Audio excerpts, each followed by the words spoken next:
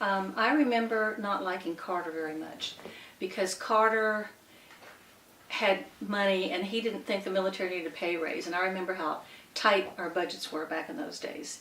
So I think I must have voted for Reagan if I voted then, but again, it would have had to have been absentee ballot. And I wasn't enthusiastic about Reagan especially, but I was angry at Carter. So I think my husband voted for Reagan both times, as I recall. And he really didn't say too much about the presidents, but I remember that Dick Cheney was Secretary of Defense back in the 80s, I think it was, maybe late 70s, 80s. And he did some things, and this is before he was involved with George Bush, he did some things that really angered my husband, and he disliked the man immensely.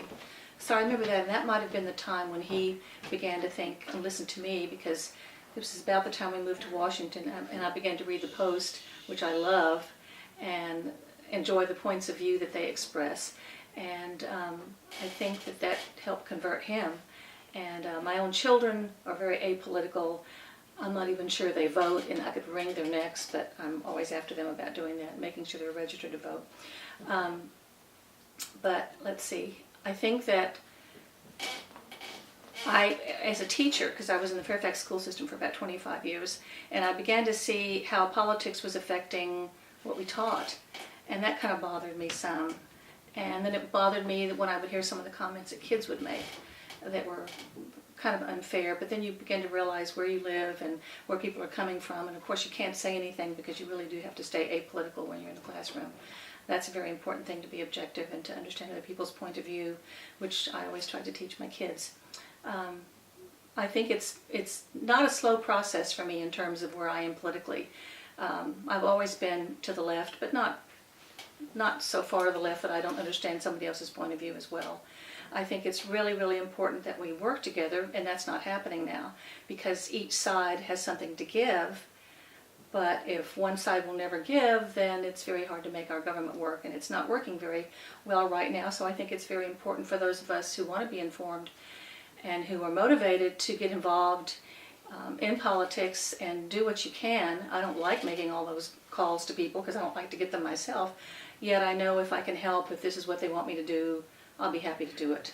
And I do have a couple of friends that are active as well, and I notice that all my school teacher friends pretty much think the same way I do. And friends that I have in the other party, I like to listen to them, and I see that we're so different. We're just fundamentally different, so we really don't talk about politics very much. And that kind of bothers me, because I'd love to be able to talk about it. I think it's interesting.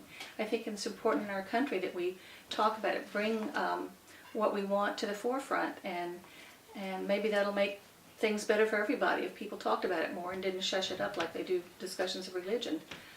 So I expect to be involved in politics as long as I'm here, and hopefully can attract more interest from my children.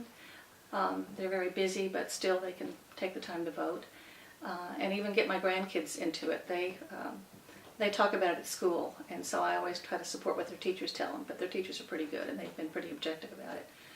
So that's pretty much my political story.